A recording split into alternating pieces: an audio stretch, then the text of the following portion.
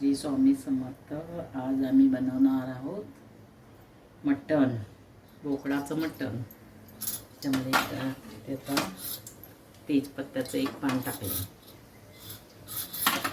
त्यानंतर थोडासा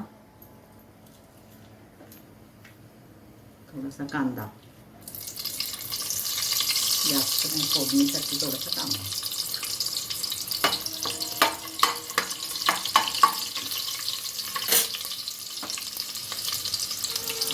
अर्धा चमचा हळद,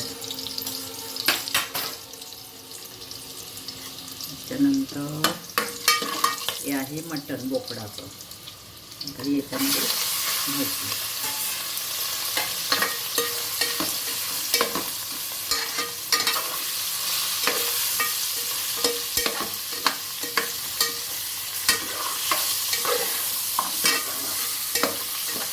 परतून घ्यायचं वाफेवरती.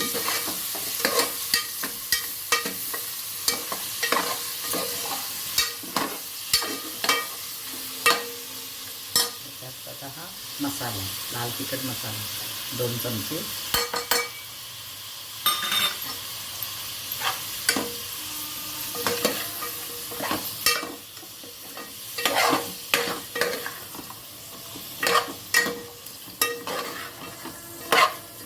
मीठ नंतर टाकणार आहे. मिठामुळं लवकर मटण शिजत नाही, मीठ नंतर. आता हे आम्ही वाफेवरती ठेवणार आहे थोडा वेळ. त्याच्यावरती पाणी ठेवणार आहे. थोड्या वेळ पाणी सुटलं ना, वरती पाणी ठेवणार आणि त्या पाण्यामुळे ते शिजत राहील. आणि हे आहे याचा मसाला बनवणार. आता हा मसाला भाजून तयार केला आहे, याचं वाटप करणार आहे. त्याच्यानंतर शिजल्यानंतर पुढची रेसिपी दाखवते. मसाला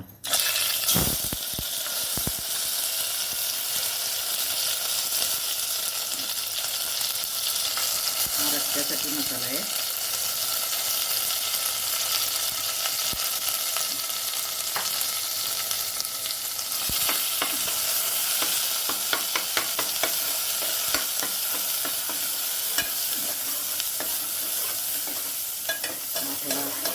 भाजला घेतल्यानंतर त्याचा रस्सा याच्यामध्ये ओतायचा. थोडंसं तेल घातलेलं आहे, हलवत राहायचं आहे. त्याच्यामध्ये नंतर थोडीशी हळद, आधी टाकली आहे हळद, तर थोडी हळद. आता हे थोडंसं लाल तिखट टाकलं आहे मगाशी, पण आता थोडंसं रस्स्यासाठी 1 चमचा लाल तिखट.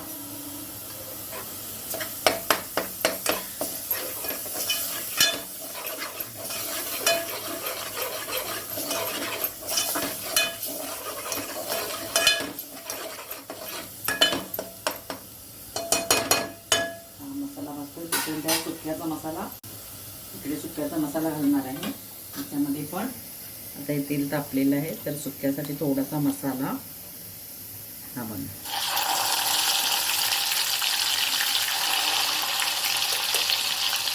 जास्त नसेल तरी चालतं, तेल थोडं जास्त आहे.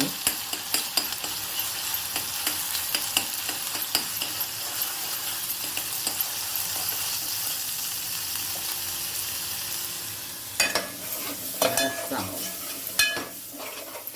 हा मसाला भाजलेला आहे, तर आम्ही याच्यामध्ये घालणार आहोत. हा मसाला भाजेपर्यंत आपण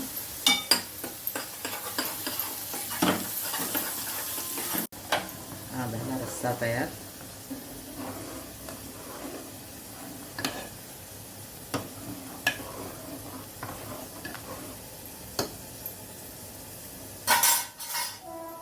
हा सुक्याचा मसाला आहे.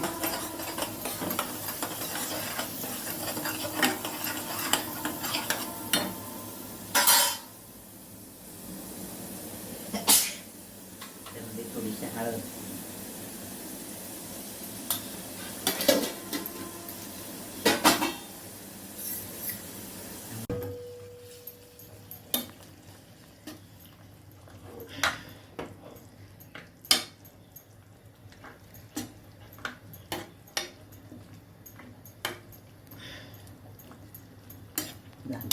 उकळलं की काम झालं. हे सुक्क आणि ते रस्सा रस्सा बघा उकळायला लागलाय ना.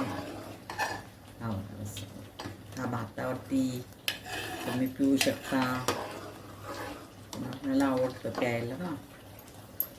आणि हे सुक्क